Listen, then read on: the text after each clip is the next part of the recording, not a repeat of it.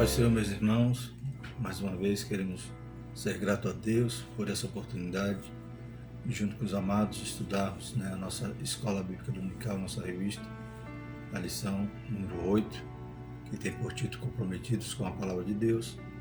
Continuando nosso estudo sobre o verdadeiro pentecostalismo, a atualidade da doutrina bíblica sobre a atuação do Espírito Santo, comentada pelo pastor Ezequias Soares. Nessa lição, então, vamos falar sobre como a Assembleia de Deus, como os pentecostais estão ligados, como diz aqui na própria lição, nós estamos apegados à Palavra de Deus. É interessante que, desde a capa da nossa lição, já demonstra que quando estamos defendendo o verdadeiro pentecostalismo, é baseado no que a Bíblia Sagrada diz. A própria capa já demonstra ali a pombinha ali como símbolo do Espírito Santo, mas a base de tudo é a Palavra de Deus. Glórias a Deus. Então vamos ver que nós somos comprometidos verdadeiramente com a Palavra de Deus. Isso também faz parte do verdadeiro pentecostalismo, pois isso combate as heresias, combate os modismos, como estaremos estudando nessa lição. O textual de nossa lição diz: bem-aventurados os que ouvem a palavra de Deus e aguardam. Lucas 11, 28. A verdade prática diz: a autoridade divina da Bíblia deriva de sua origem em Deus. E isso por si só encerra a suprema autoridade da Escritura com plena e total garantia de infalibilidade. Então nós cremos que a Bíblia, que as Escrituras, é a revelação verbal e plenária de Deus. Então toda a Bíblia plenária completa, cremos que é a palavra de Deus. Não somos como os teólogos liberais que defendem que a Bíblia contém a palavra de Deus. Nós cremos que a Bíblia é a palavra de Deus. A leitura diária se encontra na segunda, Josué 1:8. A Bíblia é o nosso manual de instrução para a vida. Terça, Marcos 7:13. O Senhor Jesus chama as Escrituras Sagradas de a palavra de Deus. Quarta, Lucas 4:4. O poder da palavra de Deus é capaz de vencer o diabo. Na quinta, Efésios 6:17. A Bíblia é chamada de espada do Espírito. Na sexta, 2 Timóteo 3:14 a 17. A palavra de Deus é divinamente inspirada e apta para nos ensinar. Sábado, Hebreus 4:12. A palavra de Deus é viva e poderosa, capaz de transformar vidas. A leitura bíblica em classe se encontra em 2 Timóteo 2:14 a 19 e também em 2 Pedro, capítulo 1, versículo 20 e 21. Façamos então a leitura. 2 Timóteo 2, versículo 14. Traze essas coisas à memória, ordenando diante do Senhor que não tenham contendas de palavras, que para nada aproveitam e são para a perversão dos ouvintes. Procura apresentar-te a Deus aprovado, como obreiro que não tem de que se vergonhar, que maneja bem a palavra da verdade. Mas evita os falatórios profanos, porque produzirão maior impiedade. E a palavra desses roerá como gangrena, entre os quais são Himeneu e Fileto, os quais se desviaram da verdade, dizendo que a ressurreição era já feita, e perverteram a fé de alguns. Todavia, o fundamento de Deus fica firme, tendo este selo: o Senhor conhece os que são seus, e qualquer que profere o nome de Cristo aparte-se da iniquidade. Sabendo primeiramente, 2 Pedro 1, versículo 20, sabendo primeiramente isto, que nenhuma profecia da Escritura é de particular interpretação, porque a profecia nunca foi produzida por vontade de homem algum, mas os homens santos de Deus falaram inspirado pelo Espírito Santo. Glórias a Deus. O objetivo geral de nossa lição é demonstrar o nosso compromisso com a palavra de Deus. Então é uma bandeira do movimento pentecostal, esse compromisso com a palavra de Deus. Os objetivos específicos que estaremos extraindo de cada tópico é afirmar a autoridade da Bíblia, mostrar o zelo pela boa doutrina, pontuar os cuidados quanto aos modismos. Extraímos aqui do ponto aqui, interagindo com o professor, o seguinte: o compromisso com a palavra de Deus é uma das nossas maiores preocupações como movimento. Para nós, a Bíblia é inspirada e inerrante em toda a sua dimensão, e por isso é a única regra de fé e prática para a vida cristã. Cremos que toda experiência espiritual genuína não pode contrariar a palavra de Deus. Tudo aqui, até aqui a gente já percebe, o nosso compromisso com a palavra, que embora cremos que o Espírito Santo, que é o Consolador, que é aquele que Jesus enviaria para continuar nos ensinando, nos instruindo, cremos em toda a operação do Espírito Santo, mas poderia alguém surgir e querer dizer que teve uma nova revelação, algo novo, algo que poderia enganar, querendo dizer que algo espiritual que só ele conhece, que Deus o revelou.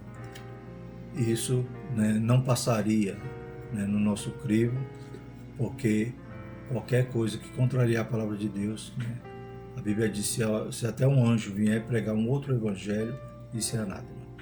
Então qualquer movimento, qualquer experiência espiritual, ela vai ter que ser pesada, vai ter que ser, passar pelo crivo, pelo prumo da palavra de Deus. Então não cremos em nenhuma nova revelação, pois cremos que o cânon sagrado já foi encerrado. A razão de a escola dominical existir é ensinar a palavra de Deus a todas as pessoas.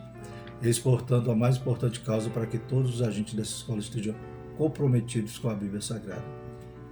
Então veremos, a gente percebe aqui, e extraindo também alguma informação do livro de apoio, vemos que a escola bíblica dominical foi fundamental para o crescimento da Igreja Assembleia de Deus.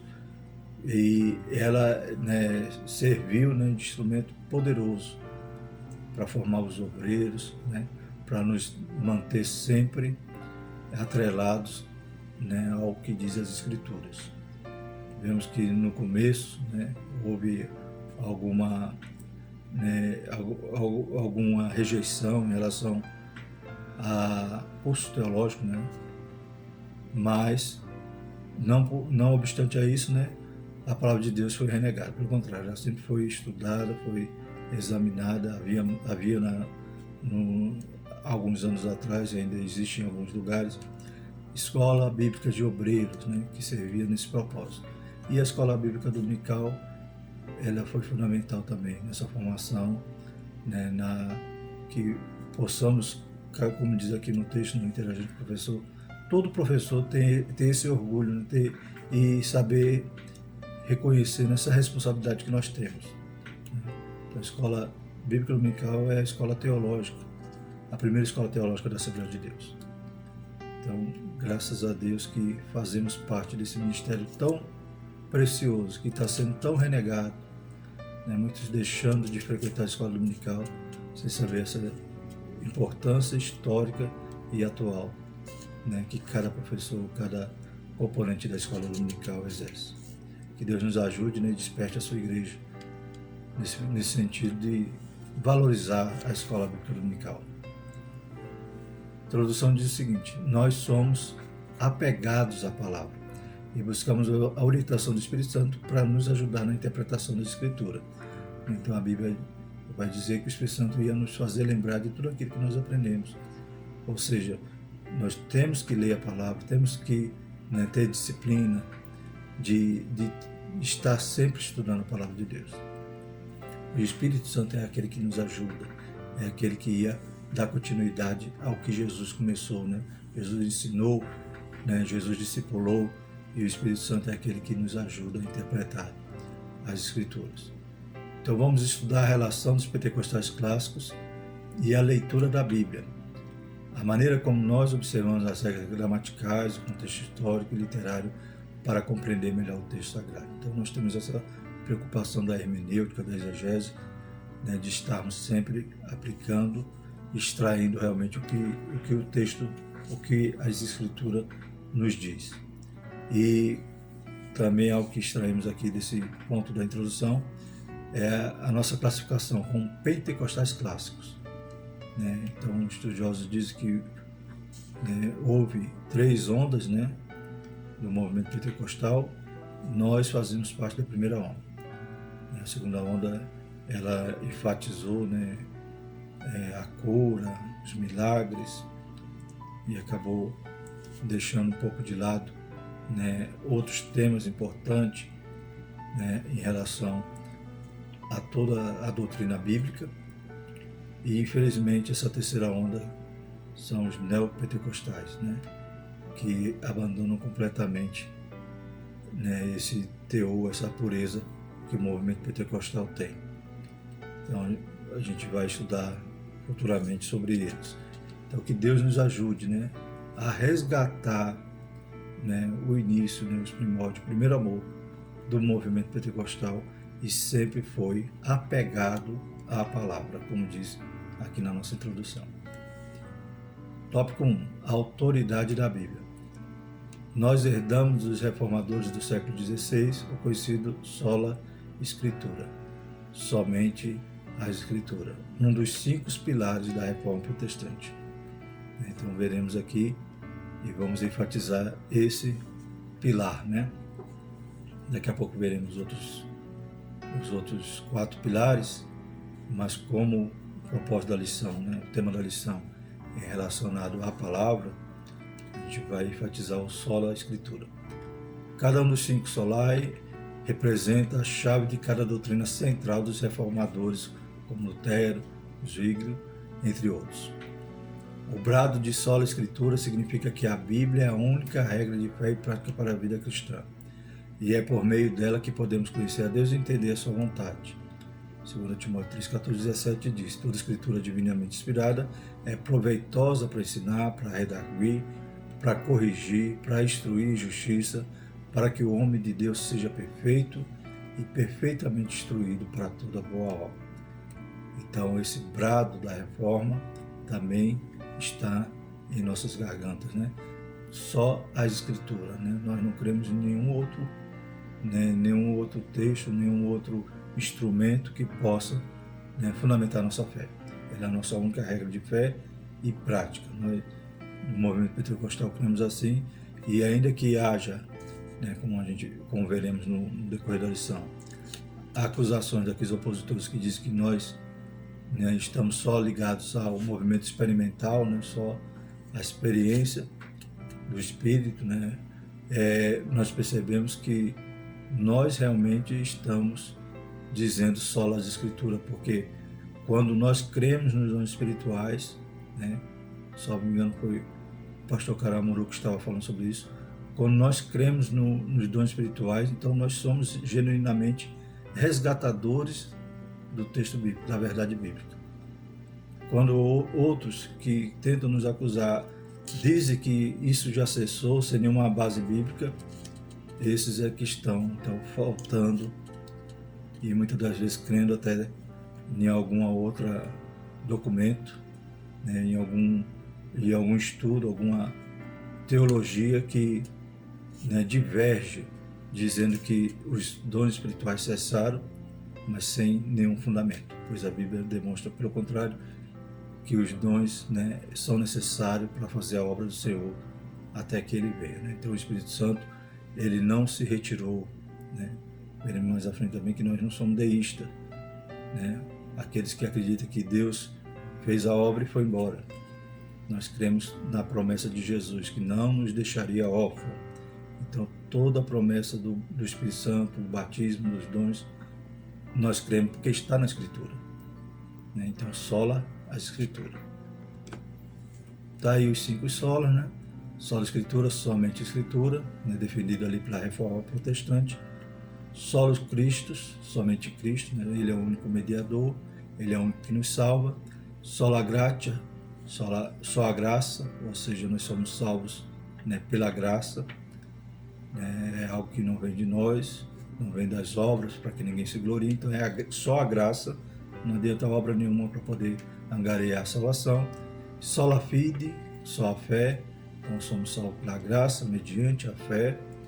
e só lhe deu glória, somente a Deus a glória. Então a glória que é dele e ele não reparte com ninguém, ele não empresta. Os católicos romanos, né, então, enfatizando mais uma vez o sola escritura, que é o nosso assunto, os católicos romanos têm a Bíblia, a tradição, né, o magistério, então eles creem em alguns outros, né, itens, né, que para eles têm a mesma autoridade que a Bíblia. A tradição, o magistério, eles acreditam que tem o mesmo peso, a mesma autoridade da Bíblia. Então, a Bíblia para eles não encerrou a mensagem de Deus.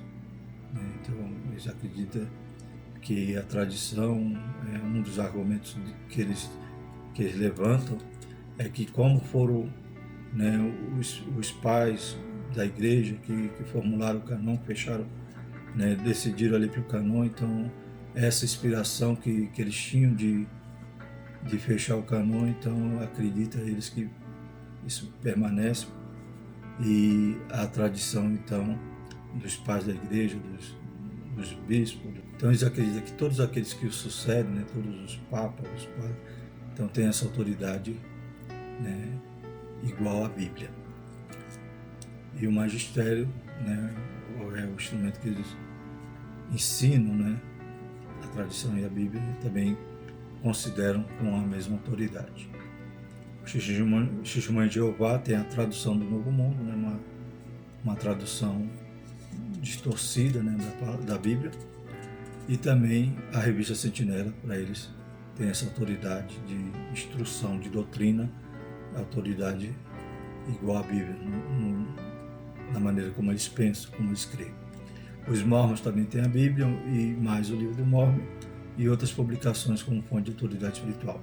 Então isso se repete em muitas religiões e seitas, né, que acabam, né, acrescentando ou acabam crendo, né, na autoridade de outros livros, de outros documentos. Mas a defesa, desde da Reforma, a defesa do movimento pentecostal é só a Bíblia é regra de fé e prática para a igreja. Voltando ao texto, o que nós lemos, né, na introdução, cremos que toda experiência espiritual genuína não pode contrariar a palavra de Deus. Então nem a experiência espiritual ela pode contrariar a palavra de Deus, ela tem que estar, né, sendo provada pela palavra. Nossos fundamentos, segundo subtópico. Os pentecostais ainda são vistos por alguns não pentecostais e sensacionistas como um movimento que baseia suas crenças e práticas nas emoções e ensina a crença no canon aberto. Então isso, né, é um engano, uma mentira, porque nós não cremos no canon aberto, nós cremos que o canon, né, o cânon, ele já foi encerrado, né, com os apóstolos do Novo Testamento, né? Como diz aqui no nosso segundo parágrafo, são interpretações equivocadas a nosso respeito. Nós cremos que a revelação canônica se encerrou com os apóstolos do Novo Testamento, como diz aqui em 1 Coríntios 15:8, diz, né, e por derradeiro de todos me apareceu também a mim como um abortivo. Né? Então Paulo dizendo que ele era um apóstolo, o qual, né, ele considerava-se um abortivo. Né? Então, por último, Jesus também apareceu a ele e, né, dá essa autoridade apostólica a Paulo. Então nós cremos que encerra, né, o canon, o cânon, né, no Novo Testamento. Acabou. Isso é engodo daqueles que são opositores ao movimento pentecostal e desconhecem, né, a nossa preocupação que temos com as Sagradas Escrituras. A nossa declaração de fé diz: a Bíblia é a nossa única regra de fé e prática. Ela complementa: não necessitamos de uma nova revelação extraordinária ou pretensamente canônica. Então, baseado em 2 Pedro 1:19-21, então nós não temos nenhuma outra revelação que igualamos à Bíblia Sagrada. Não somos deístas, né? Citamos já isso também.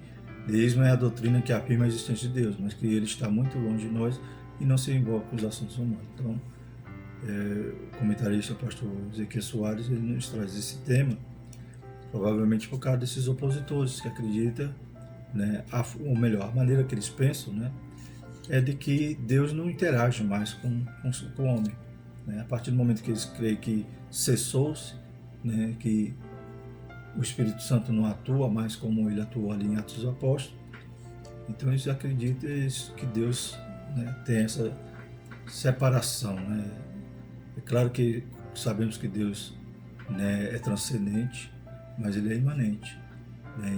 E Deus sempre quis se relacionar com o ser humano.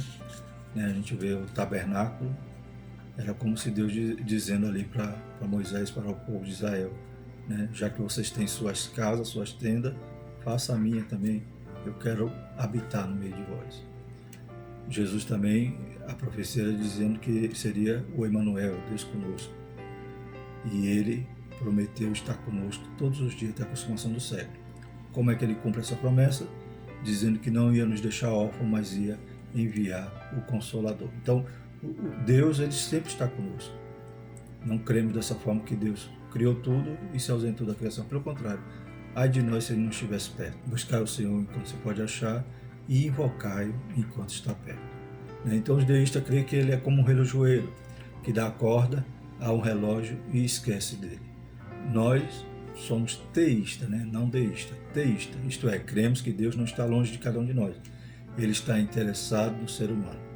Então Hebreus 11:6 diz, ora, sem fé é impossível agradar-lhe, porque é necessário que aquele que se aproxima de Deus creia que ele existe, que é galardoador dos que o buscam. Então, se nós podemos nos aproximar, é porque ele está perto. Buscar o Senhor enquanto se pode achar. O fechamento do cânon sagrado não significa que Deus abandonou suas criaturas e seu povo. Nós cremos que Deus continua a se comunicar com o seu povo por meio dos dons espirituais. Então o Espírito Santo está aqui conosco. Ele habita em nós, né? Nós somos a habitação, somos o seu templo. Então, de maneira nenhuma, né, como os sensacionistas creem que a partir do momento que o cânon foi fechado, né, bateram o martelo em relação àqueles livros que eram inspirados, né, passou por todo o regramento ali em relação à autoridade apostólica e tal. Então, a partir do momento que fechou o cânon, Deus não precisava mais, então, se revelar através do seu Espírito. Mas nós cremos que Deus continua comunicando conosco através dos dons espirituais. Entretanto, essa revelação não se reveste de autoridade canônica para a igreja. Deus comunica conosco pela leitura da sua palavra, pelos dons espirituais, sonhos, visões e até pelas coisas simples do dia a dia. E nos últimos dias acontecerá, diz Deus, que do meu espírito derramarei sobre toda a carne, e os vossos filhos e as vossas filhas profetizarão. Os vossos jovens terão visões e os vossos velhos sonharão sonhos. Então Deus continua, né, usando quem quer, como quer, da forma como quer. Segundo tópico diz zelo pela doutrina. O zelo pela doutrina tem ligações com a apologética cristã. Desde muito cedo, na história, a igreja percebeu que a Bíblia precisa ser interpretada. Então, esse zelo pela doutrina, né, nesse sentido de apologia, né, ou seja, defender a verdade. Então, precisávamos defender a verdade interpretando a Sagrada Escritura, né, contrariando qualquer heresia que surgisse. Os credos e as confissões de fé são documentos produzidos pela igreja com este propósito. Né? Na nossa declaração de fé diz o seguinte: desde muito cedo na história do cristianismo surgiram controvérsias e heresias que questionavam o verdadeiro ensino cristão. Diante disso, era chegada a hora de responder com mansidão e temor a qualquer que nos pedia a razão e esperança que há em nós. Assim começaram a aparecer as primeiras regras de fé, sintetizando a doutrina cristã. Então, o credo niceno, né?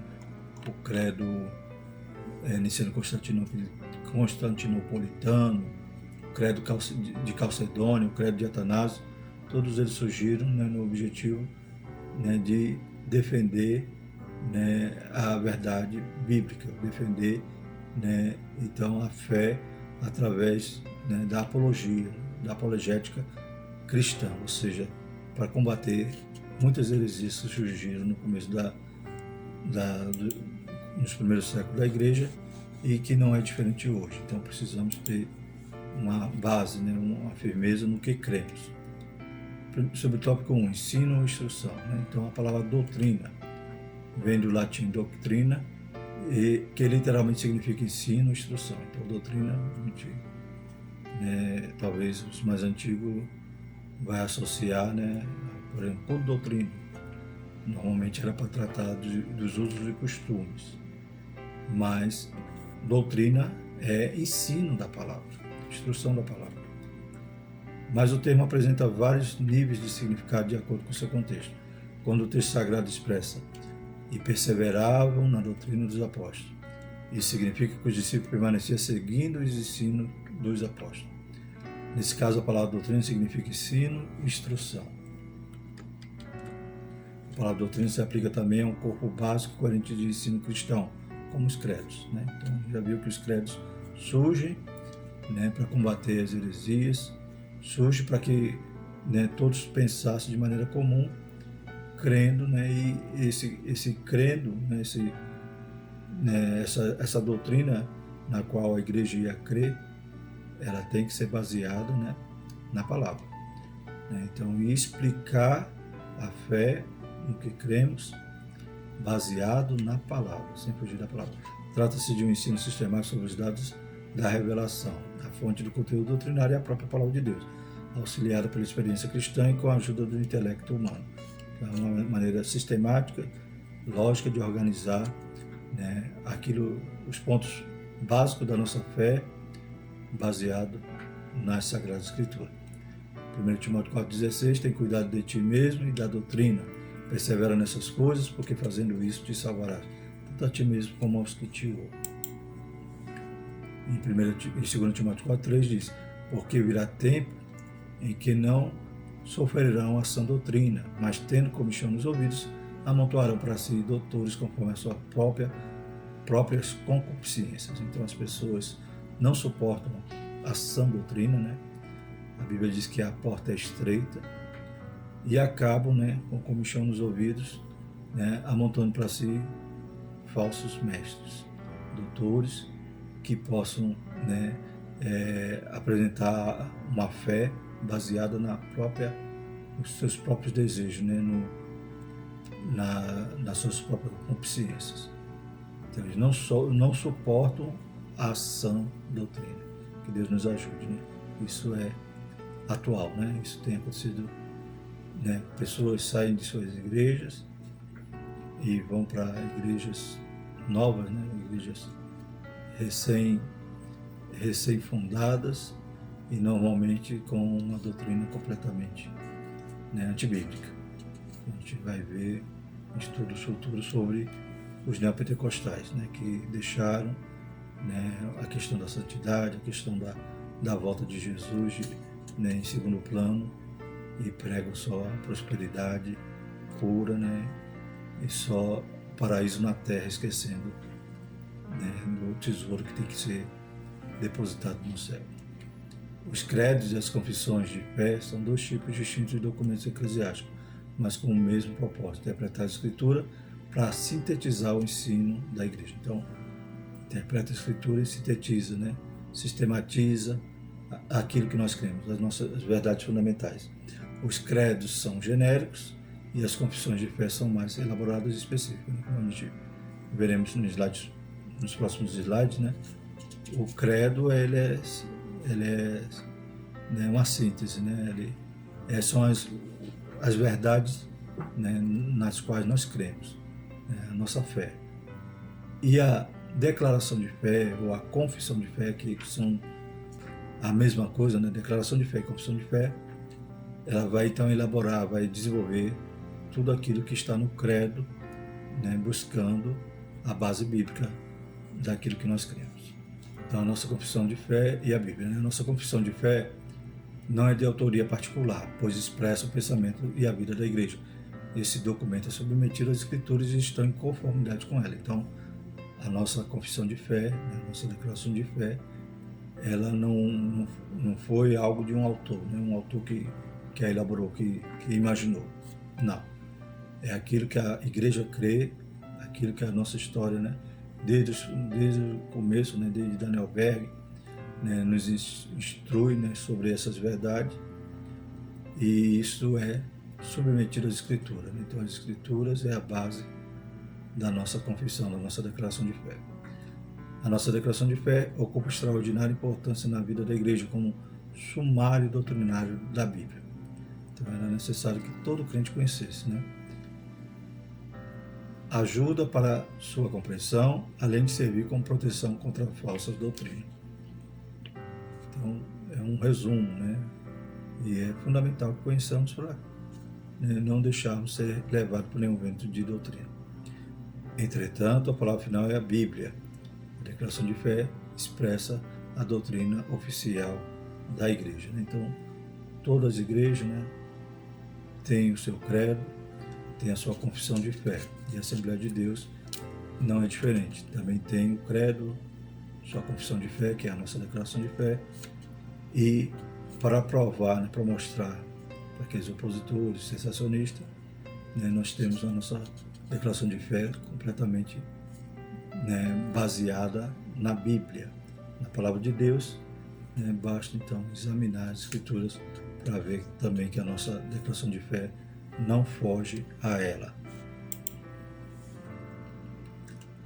Há no Novo Testamento também embriões de credos e confissões de fé, que foram desenvolvidas ao longo da história, né? Então, Mateus 16, Simão Pedro respondendo, diz, tu és o Cristo, o Filho de Deus vivo. Então, vemos aí uma verdade, né, básica ali da fé, que Pedro expressa, né? Então, é um embrião ali de um credo. Dali a gente poderia tirar, né, a seguinte informação, né, que Cristo é o Filho de Deus, né, que Jesus era o Cristo, era o Messias prometido. Então, as verdades estão contidas no texto, né, aquilo que nós cremos. E achado na forma de homem, humilhou-se a si mesmo, sendo obediente até a morte de cruz. Pelo que também Deus o exaltou soberanamente, lhe deu o nome que é sobre todo nome, para que ao nome de Jesus se dobre todo o joelho dos que estão nos céus, na terra e debaixo da terra. Toda língua confesse que Jesus Cristo é o Senhor, para a glória de Deus Pai. Filipenses 2:8, 11. Então aí está vendo, podemos extrair daí o quê? A deidade de Jesus, né? Podemos extrair daí que Jesus é o Senhor, né? Que ele foi exaltado, né? Que a sua morte não foi algo, né, acidental, mas foi um plano maravilhoso de Deus para nos salvar. Ele se despe, né, da sua glória, né? Ele renuncia ali a sua glória por um período de tempo, se torna homem e habita entre nós para cumprir esse propósito maravilhoso e ao final dele ser exaltado. Então, nesse slide, irmãos, a gente vê o nosso credo, né? Nosso credo é composto de 16 itens, né? E podemos ver que é sucinto, né? Então aí temos em cada célula, né, cada quadrado desse, né, uma verdade, né, que compõe a nossa fé, o nosso credo. Como o primeiro item do nosso credo é que nós cremos na inspiração divina, verbal e plenária da Bíblia Sagrada, única regra infalível de fé e prática para a vida e o caráter cristão, segundo Timóteo 3, 14 a 17. Vemos que todo o nosso credo é baseado nas Escrituras. Então vemos que a diferença de credo. Credo é algo bem resumido. E aí vemos agora a declaração de fé, ou confissão de fé da Assembleia de Deus. Então é um livro expondo o nosso credo, né? Explicando o nosso credo, trazendo a base bíblica de tudo aquilo que nós cremos. E esse livro ele contém 262 páginas. Então, a gente percebe que o credo é algo, né, genérico, algo resumido, e a declaração de fé, a nossa confissão de fé, então é algo mais elaborado. E seria interessante, como citando, né, que todo assembleiano conhecesse o credo e também conhecesse a declaração de fé que, né, dá base ao nosso credo. O terceiro tópico diz cuidado quanto aos modismos. Então, temos estudado que, em relação a esse verdadeiro pentecostalismo, que nós somos apegados à palavra. E para ser apegado à palavra, nós não podemos deixar qualquer vento de doutrina entrar na nossa igreja. E os modismos, eles sempre tentam, né, tomar espaço e ocupar o lugar da sã doutrina. Que Deus nos ajude. Nosso cuidado com a doutrina deve ir além do combate aos modismos, servir para defender a nossa fé das seitas e heresias. refutar os erros que se opõem aos ensinos bíblicos e persuadir os contradizentes para que eles se convertam ao Evangelho. Então vemos que quando nós dizemos sola Escritura e quando nós cremos na ação, né, na operação do Espírito Santo, nós cremos porque está nas Escrituras, os dons espirituais que nós cremos é os que estão nas Escrituras, né? Então é importante estarmos firmados na palavra, né, para combater os modismos e as heresias, né, para defender a nossa fé. Então, para isso foi exposto, né, o credo, a declaração de fé é a nossa base, né, é algo que nós podemos então passar ali, né, qualquer movimento, qualquer modismo e pesar eles, né, para ver se é bíblico ou não. Então, se não for bíblico, nós rejeitamos.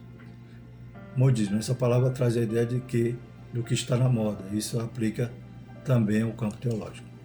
São os ventos de doutrinas que vêm e se vão, que tem caráter efêmero, passageiro, que para nada aproveitam, né? Como Efésios 4,14 nos afirma isso, para que não sejamos mais meninos inconstantes, levados em roda por todo o vento de doutrina, pelo engano dos homens que com astúcia enganam fraudulosamente. Em outras palavras, são inúteis e inaproveitáveis. Quem não se lembra do dente de ouro, do dom da unção caicai, do sopro santo, né, do G12, né, regressão psicológica, né, que eles faziam, a febre dos anjos e de outras aberrações doutrinárias. Então, cada modismo desse, né, vem e vai. Só quem está firmado na rocha não é enganado, né? Ele percebe que, né, como é que ele vai acreditar em uma coisa que não edifica, não tem propósito, né? Como o pastor Aguinaldo Betti diz, né? Ele perguntou para ele se ele acreditava nessa unção do caicai, né? Ele dizia, depende de como se levanta, né? Porque se se levantar do mesmo jeito, caiu para quê? Então, realmente são modismos que vêm, graças a Deus já foram, e não são os primeiros nem serão os últimos. Então nós devemos estar firmados, e o verdadeiro pentecostalismo está firmado na palavra de Deus, para que não seja alvo, né, não seja vítima, né, desses enganadores. Onde estão seus promotores e expoentes? Não há como combater esses abusos e essas práticas exóticas sem o conhecimento adequado da palavra de Deus.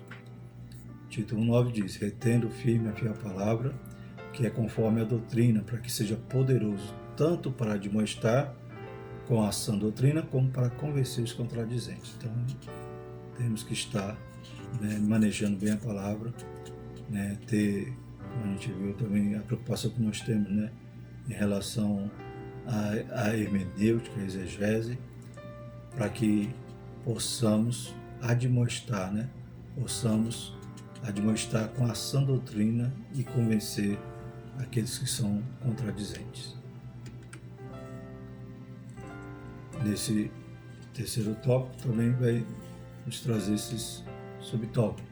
Procura apresentar-te a Deus aprovado, né? Então, o primeiro subtópico foi o modismo, agora procura apresentar-te a Deus aprovado. Essa qualificação vem do Espírito de Deus. Apresentar-se a Deus aprovado significa estar disponível, testado e aprovado por Deus e reconhecido pela igreja, né? Então o obreiro tem que ter essas qualidades, né? Ele tem que estar, né, provado, tem que estar aprovado tanto por Deus como pela igreja e estar disponível, né? Então ele tem que estar exercitado, né, para esse ministério, né? Ele tem que estar realmente disciplinado com a palavra de Deus, né, lendo a palavra, né, estudando a palavra, para que ele possa, como nós vimos no versículo passado, admoestar, né, com a sã doutrina e convencer os contradizentes. Desde muito cedo, na história do cristianismo, que a igreja precisou enfrentar uma avalanche de heresias, aberrações doutrinárias ensinadas pelos falsos mestres. Então isso, né, não começou agora. Por isso que precisamos resgatar, né? Precisamos estar, né, nesse movimento pentecostal que teve tanta preocupação, né, os pioneiros, né, de ensinar a palavra, as escolas dos obreiros que houveram, que ainda há, a escola bíblica dominical, que foi fundamental para que a igreja estivesse de pé hoje. Então, a gente vê que a igreja sempre foi atacada pelas heresias, pelas aberrações.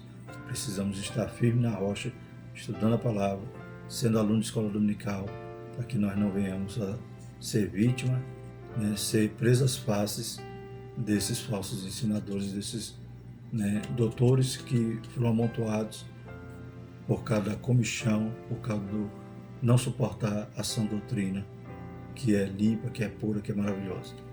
Porque tais falsos apóstolos são obreiros fraudulentos, transfigurando-se em apóstolos de Cristo, segundo Coríntios 11:13. Né? Hoje parece até que esse versículo foi escrito por alguém que ligou a televisão e assistiu algum canal, aleluia, que vai apresentar tais homens, tais fraudulentos que hoje permeiam, né, a nossa mídia. Terceiro subtópico, como obreiro que não tem de que se envergonhar. O termo obreiro, tanto em grego quanto em português, vem de obra trabalho e tem significado amplo no Novo Testamento. No sentido literal, refere-se ao trabalhador do campo. Né? Então, obreiro, literalmente, está lá em Mateus 21, né, a respeito dos trabalhadores da vinha, né? Então, trabalhador do campo. No sentido metafórico, a todos que se dedicam à obra de Deus. Então, obreiro é todos que estão trabalhando na obra de Deus, né? Mateus 9:37 vai dizer: então disse aos seus discípulos, a seara é realmente grande, mas poucos são os ceifeiros. Rogai, pois, ao Senhor da seara que mande ceifeiros para a sua seara. E, de maneira geral, aos apóstolos e demais oficiais da igreja. Então, Lucas 10:7 diz: e ficai na mesma casa, comendo e bebendo do que eles tiverem, pois digno é o obreiro do seu salário. Não andeis de casa em casa. E na nossa declaração de fé afirma: o termo obreiro é genérico e usamos praticamente para todos os cargos e funções da igreja. Então, todos que trabalham na obra são obreiros. E o último subtópico diz: que maneja bem a palavra da verdade. O verbo grego para manejar bem é otortomel, literalmente cortar reto, cuja ideia é cortar em linha reta. A ideia é manter o curso correto. É uma palavra rara, aparece uma vez só, né, uma só vez no Novo Testamento e 2 vezes na Septuaginta, né, que é a tradução do hebraico para o grego, né, e então utiliza-se também esse termo ortotomel. A justiça do sincero endireitará o seu caminho, mas o ímpio, pela sua impiedade, cairá. Então, o obreiro que maneja bem a palavra é aquele que está dentro da verdade, é aquele que examina a Escritura, que conhece, que não erra, porque ele examina a Escritura. E esse exame da Escritura, né, é um exame, né, cuidadoso, né, é hermenêutico, é exegético, né, então buscando realmente a verdade bíblica. Esse obreiro que Paulo, né, então defende aqui é aquele que está realmente compromissado com a palavra de Deus, né, e está então consoante, né, ao movimento pentecostal, que é o movimento, né, bíblico e que está, volto a usar o termozinho lá do começo, né, apegado à palavra. Graças a Deus. A preocupação de Paulo é com o ensino correto da palavra de Deus, com base numa exegese sólida, com aplicação para a edificação espiritual da igreja. Então, conforme o pastor Aguinaldo Beto sempre diz, né, exegese é você extrair do texto o que está no texto. Então, não é colocar nada a mais nem a menos. E significa também não fazer uso da palavra no púlpito para atacar algum desafeto entre os irmãos por meio de indireta, né? Então, não pegar o texto e torcer ele para um propósito, né, que vai atender só o sentimento do pregador, né? Púlpito não é lugar de desabafo, é lugar de Deus usar-nos, né? Então, deixa Deus nos usar, né, e seja um obreiro aprovado, seja um obreiro que maneja bem a palavra. Conclusão: nós temos compromisso com a palavra de Deus e cremos que ela é a única revelação de Deus escrita para a humanidade. Diante disso, fica claro que nenhuma outra literatura exerce autoridade sobre a nossa vida.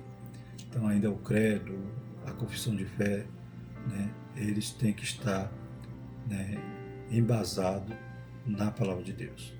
Não existe nenhuma outra autoridade para nós pentecostais, né, acima da palavra de Deus. Amém? Por isso que Deus continue nos ajudando e estejamos sempre resgatando esses valores, esses princípios, né, que, como citamos no início, nós somos a primeira onda. Essa primeira onda não pode, né, se modernizar, tem que estar lá nos nossos primórdios, né? Graças a Deus. A lição seguinte, a nossa próxima lição, a lição 9, que tem por título Vivendo o Fervor Espiritual. Que o Espírito Santo possa continuar nos ajudando, possamos continuar, né, firmes nesse propósito, como já falamos, né, a importância que é a Escola Bíblica Dominical. E hoje em dia a gente sente muito, né, por poucos alunos que frequentam. É o que dói muito, né? E é algo que, se nós não lutarmos, não persistirmos, não perseverarmos, né, muitos gostariam de extinguir a escola. E eu tenho um pensamento muito, né, preocupante se a Assembleia de Deus, né, deixar de ter escola dominical. Eu acho que nós não duraremos muitos anos, mas que nós, guerreiros, né, professores, permanecemos nessa luta, né, de joelho, orando para os nossos alunos, para que Deus possa despertar a sua igreja. Amém? Que Deus nos ajude, nos dê uma lição abençoada e continue guardando cada professor, cada secretário, cada superintendente, cada tesoureiro. Que Deus continue visitando cada pastor e nos dando força, aleluia, e nos dando unção para fazermos a obra do Senhor com excelência. Vamos agradecer ao Senhor.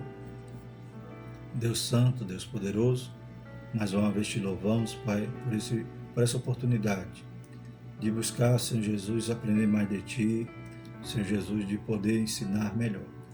Que a Tua graça possa, Pai, superabundar sobre a vida de cada um, Pai, que está assistindo esse vídeo, cada aluno, cada professor.